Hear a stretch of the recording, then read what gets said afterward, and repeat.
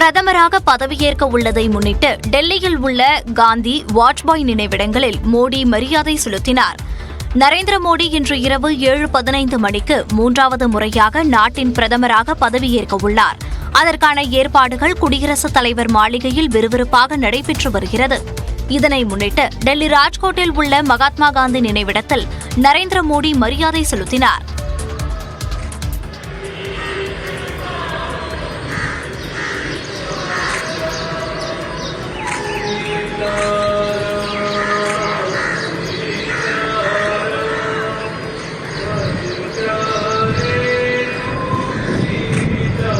இதனைத் தொடர்ந்து சைதவ் அடலில் உள்ள முன்னாள் பிரதமர் அடல் பிஹாரி வாஜ்பாய் நினைவிடத்திலும் மோடி மரியாதை செலுத்தினார்.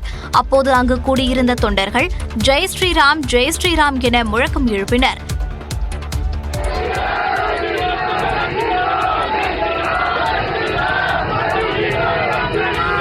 தொடர்ந்து டெல்லியில் உள்ள போர் நினைவிடத்திற்கு சென்ற மோடி அங்கு மலர் வளையம் வைத்து மரியாதை செலுத்தினார்.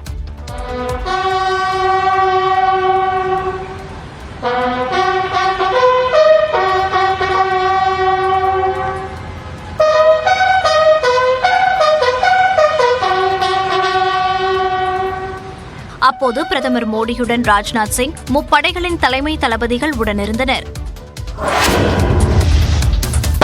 மரியாதைக்குரிய நரேந்திர மோடி அவர்கள் தொடர்ந்து 3வது பதவியேற்கப் போகிறார்.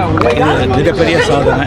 நரேந்திர மோடி 3வது முறையாக பிரதமராக பதவியேற்க உள்ள நிலையில் அதற்கான விழாவில் பங்கேற்க சென்றபோது சென்னை விமான நிலையத்தில் ரஜினிகாந்த் அளித்த பேட்டி இது. மக்கள் இந்த பாராளுமன்ற தேர்தலில் ஒரு வலுவான எதிர்கட்சியை தேர்ந்தெடுத்திருக்காங்க. இது ஜனநாயகத்திற்கு ஒரு ஆரோக்கியமான அறிகுறி. தமிழர் கட்சி கணர் சீமானுக்கு ரஜினிகாந்த் வாழ்த்து தெரிவித்துள்ளார். மனமார்ந்த வாழ்த்துக்கள். தமிழ்நாடு மற்றும் புதுச்சேரியில் 40 தொகுதிகளிலும் வெற்றி பெற்ற திமுக குறித்த கேள்விக்கு நடிகர் ரஜினிகாந்த் பதில் ஏதும் அளிக்காமல் சென்றார். ஆந்திர முதலமைச்சராக சந்திரபாபு நாயுடு பதவியேற்க உள்ள நிலையில் அதற்காக வந்துள்ளதாக கருணாநிதி நூற்றாண்டு நிறைவு விழாவையொட்டி புகைப்படம்.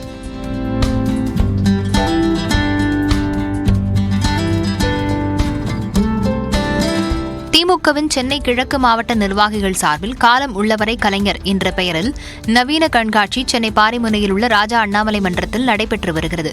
இந்த அரங்கில் முன்னாள் முதலமைச்சர் கருணாநிதியின் வாழ்வில் திருவாரூர் தொடங்கி சென்னை மெரினா கடற்கரை வரை நடந்த முக்கியமான நிகழ்வுகளின் 140க்கும் மேற்பட்ட அரிய புகைப்படங்கள் காட்சிப்படுத்தப்பட்டன. இந்த கண்காட்சியில் முதலமைச்சர் ஸ்டாலின், அவரின் மனைவி துர்கா ஸ்டாலின் மற்றும் நீலகிரி மக்களவை தொகுதி MP ஆர் ராசா ஆகியோர் பங்கேற்றனர்.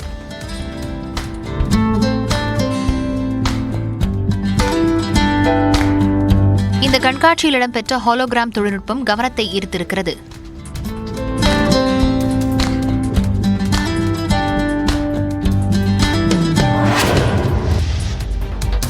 T20 உலகக்கோப்பை கிரிக்கெட் தொடரில் உகாண்டா அணிக்கு எதிரான போட்டியில் மேற்கிந்திய தீவுகள் அணி 134 ரன்கள் வித்தியாசத்தில் அபார வெற்றி பெற்றது.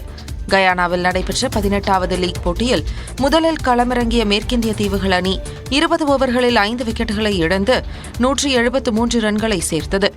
அந்த அணி சார்பில் ஜான்சன் சார்ல்ஸ் அதிகபட்சமாக 44 ரன்கள் குவித்தார்.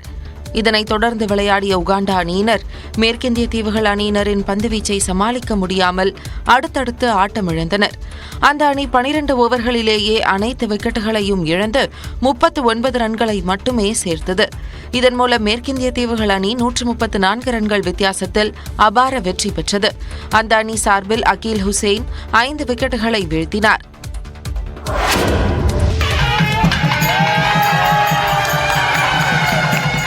நடிகர் பிரேம்ஜி, இந்து ஆகியோரின் திருமணம் திருத்தணியில் கோலாகலமாக நடைபெற்றது. நகைச்சுவை நடிகரான பிரேம்ஜி தமிழ் சினிமாவில் பல முன்னணி நடிகர்களுடன் நடித்துள்ளார். 45 வயதாகும் பிரேம்ஜிக்கும் இந்து என்பவருக்கும் திருமணம் செய்ய இரு வீட்டார் முடிவெடுத்து அண்மையில் நிச்சயதார்த்தம் நடைபெற்றது. திருத்தணி முருகன் கோயிலில் ஞாயிற்றுக்கிழமை காலையில் திருமணம் நடைபெற்றது. இந்த நிகழ்வில் நடிகர் ஜெய், வைபவ், பாடகர் கிருஷ் ஆகியோர் பங்கேற்று மணமக்களை வாழ்த்தினர். இரு வீட்டாரின் நெருங்கிய உறவினர்கள் மற்றும் நண்பர்கள் மட்டும் இந்த திருமண நிகழ்ச்சியில் பங்கேற்றனர். சென்னையின் மையப்பகுதிகளில் 99% மழைநீர் வடிகால் பணிகள் நிறைவடைந்துள்ளதாக தலைமைச் செயலாளர் சிவதாஸ் மீனா தெரிவித்துள்ளார். சென்னை எழும்பூர் பகுதியில் உள்ள ராஜா அண்ணாமலை சாலை உள்ளிட்ட 9 இடங்களில் மழைநீர் வடிகால் பணிகளை சிவதாஸ் மீனா ஆய்வு செய்தார். பின்னர் செய்தியாளர்களிடம் பேசிய அவர், சென்னையில் 700 கிலோமீட்டர் தூரம் உள்ள மழைநீர் வடிகால்களை தூர்வார வேண்டியுள்ளது என்றும் அதன் பணிகள் ஜூலைக்குள் நிறைவடையும் என்றும் கூறினார். பார்க்கும்போது அந்த சென்னையோட மைய பகுதியில் நம்ம மேக்சிமம் ஒரு 99% ஒர்க் முடிச்சிட்டோம். சில ஒர்க் நம்ம போன வருஷம் ஆரம்பிச்சோம். ஒரு இந்த SDMF அதாவது ஸ்டேட் டிசாஸ்டர் மிட்டிகேஷன் ஃபண்ட்ல சுமார் 3 கோடிக்கு பணிங்க. அதுல பிரையாரிட்டியா முக்கியமான இருக்கு.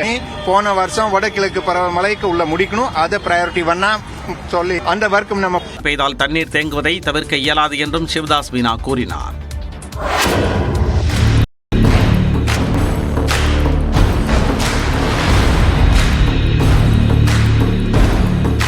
நடிகையும் பாஜக எம்பியுமான கங்கனா ரணாவத்தில் சண்டிகர் விமானத்தில் பரிசோதனையில் ஈடுபட்டிருந்த CISF பெண் குல்வினில் கங்கனா ரணாவத் பேசியதாகவும் அந்த போராட்டத்தில் தனது தாயும் பங்கேற்றிருந்ததாகவும் குல்வின் ஆதரவாகவும் எதிராகவும் பல்வேறு தரப்பினர் கருத்து தெரிவித்து வருகின்றனர். இந்நிலையில் குல்விந்தரின் செய்கையை பாராட்டும் வகையில் 1 சவரன் மோதிரத்தை பரிசீலிக்க உள்ளதாக தந்தை பெரியார் திராவிடக் கழக பொதுச் செயலாளர் கு ராமகிருஷ்ணன் தெரிவித்துள்ளார். பாராட்டி தந்தை பெரியார் திராவிட கழகம் தந்தை பெரியார் படம் பொறித்த தங்க மோதிரத்தை அனுப்பி வைக்க இருக்கின்றோம். குல்விந்தர் கௌரின் வீரத்தையும் துணிச்சலையும் பாராட்டும் வகையில் இந்த பரிசை அனுப்பி வைக்க உள்ளதாகவும் குறிப்பிட்டுள்ளார்.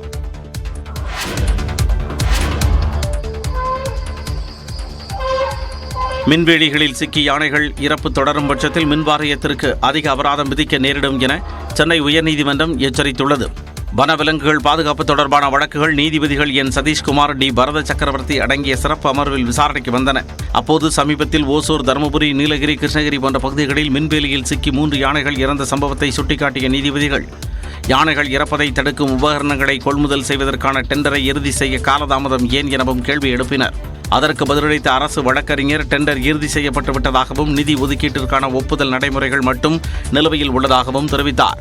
இதையடுத்து யானைகள் இறப்பு விஷயத்தில் அரசு உரிய தீவிரம் காட்டவில்லை எனில் நீதிமன்றம் கடும் உத்தரவுகளை பிறப்பிக்க நேரிடும் எனவும், மின்வேலிகளில் சிக்கி யானைகள் இறப்பு தொடரும் பட்சத்தில் மின் வாரியத்திற்கு அதிக அபராதம் விதிக்க நேரிடும் எனவும் எச்சரித்த நீதிபதிகள் விசாரணையை தள்ளி வைத்தனர். தமிழ்நாடு முழுவதும் நடைபெற்ற தேசிய லோக் அதாலத்தில் 64,142 வழக்குகளுக்கு தீர்வு காணப்பட்டுள்ளன. தமிழ்நாடு முழுவதும் லோக் அதாலத் எனப்படும் மக்கள் நீதிமன்றங்கள் நடத்தப்பட்டன.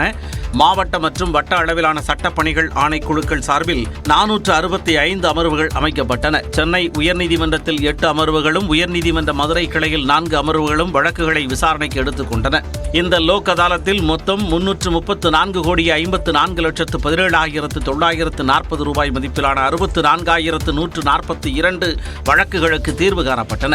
சென்னை சிறு வழக்குகளை விசாரிக்கும் நீதிமன்றத்தில் நடந்த லோக் அதாலத்தில் தீர்வு காணப்பட்ட 2,75,00,000 ரூபாய் மதிப்பிலான வழக்குகளின் தீர்வு நகல்களை சென்னை உயர்நீதிமன்ற பொறுப்பு தலைமை நீதிபதி மகாதேவன் வழங்கியதாக தமிழ்நாடு சட்டப்பணிகள் ஆணையக்குழு உறுப்பினர் செயலர் நசீர் அகமது வெளியிட்டுள்ள அறிக்கையில் குறிப்பிட்டுள்ளார்.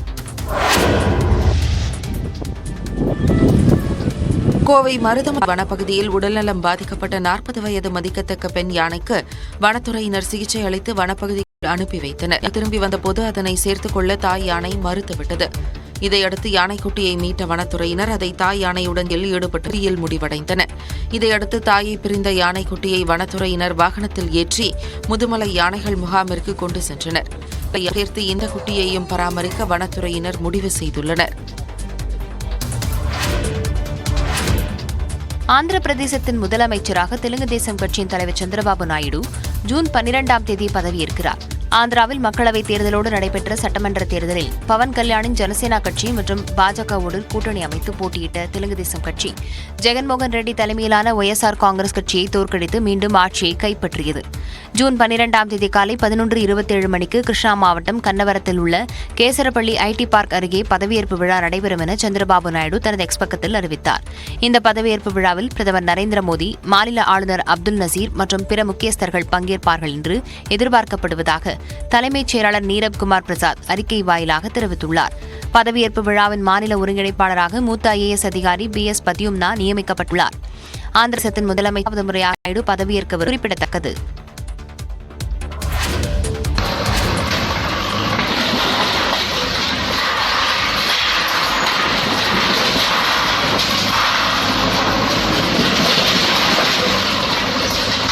மும்பையில் கார் விபத்தை ஏற்படுத்திய சிறுவனின் தந்தைக்கு சொந்தமான ஹோட்டல் புல்டோசர் கொண்டு இடிக்கப்பட்ட காட்சிகள்தான் இவை. மகாராஷ்டிரா மாநிலம் புனேவை சேர்ந்த ரியல் எஸ்டேட் தொழிலதிபர் விஷால் அகர்வாலின் 17 வயது மகன் தேவந்த் மது அருந்துவிட்டு சொகுசு காரை அதிவேகமாக இயக்கி பைக் மீது மோதியதில் 2 பேர் உயிரிழந்தனர்.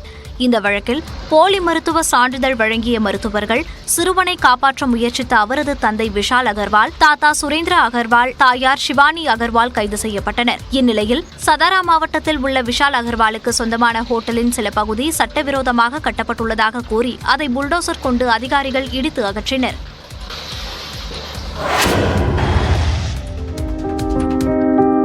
ஈனாடு மற்றும் ராமோஜி பிலிம் சிட்டியின் நிறுவனர் ராமோஜி ராவின் இறுதிச் சடங்குகளில் ஆந்திர முதலமைச்சராக பதவியேற்க உள்ள சந்திரபாபு நாயுடு பங்கேற்றார்.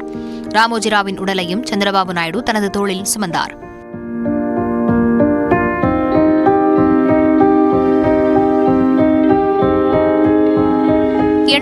வயதான ராமோஜி ராவ் உடல்நலக்குறைவு காரணமாக சனிக்கிழமை அதிகாலை ஹைதராபாத்தில் உயிரிழந்தார். இந்தியாவின் அனைத்து துறை பிரபலங்களும் ராமோஜி ராவின் உடலுக்கு நேரில் சென்று அஞ்சலி செலுத்தினர். திரளான பொதுமக்கள் நீண்ட வரிசையில் நின்று ராமோஜி ராவின் உடலுக்கு நேரில் அஞ்சலி செலுத்தினர்.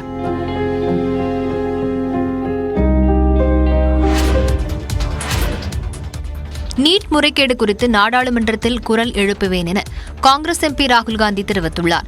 தனது எக்ஸ் தளத்தில் பதிவிட்டுள்ள அவர், நீட் தேர்வில் நடந்த மோசடி 24 லட்சத்துக்கும் மேற்பட்ட மாணவர்களையும் அவர்களது குடும்பங்களையும் பேரழிவிற்குட்படுத்தியுள்ளதாக குற்றஞ்சாட்டியுள்ளார். ஒரே தேர்வு மையத்தைச் சேர்ந்த 6 மாணவர்கள் அதிகபட்ச மதிப்பெண்களுடன் தேர்வில் முதலிடம் பெற்றுள்ளனர் என்றும் பலர் தொழில்நுட்ப ரீதியாக சாத்தியமில்லாத மதிப்பெண்களை பெறுகிறார்கள் எனவும் சுட்டிக்காட்டிய ராகுல் காந்தி, தேர்வுத்தாள் கசிவு சாத்தியமில்லை என அரசாங்கம் தொடர்ந்து மறுத்து வருவதுள்ளார். தேசிய விடுவதை தடுக்க சட்டம் இயற்றப்படும் என காங்கிரஸ் தேர்தல் அறிக்கையில் உறுதியளித்திருந்ததை ராகுல் காந்தி சுட்டிக்காட்டியுள்ளார். நாட்டில் உள்ள அனைத்து மாணவர்களின் எதிர்காலம் சார்ந்த பிரச்சினைகளுக்கும் நாடாளுமன்றத்தில் வலுவாக குரல் எழுப்புவேன் என்றும் ராகுல் காந்தி உறுதியளித்துள்ளார்.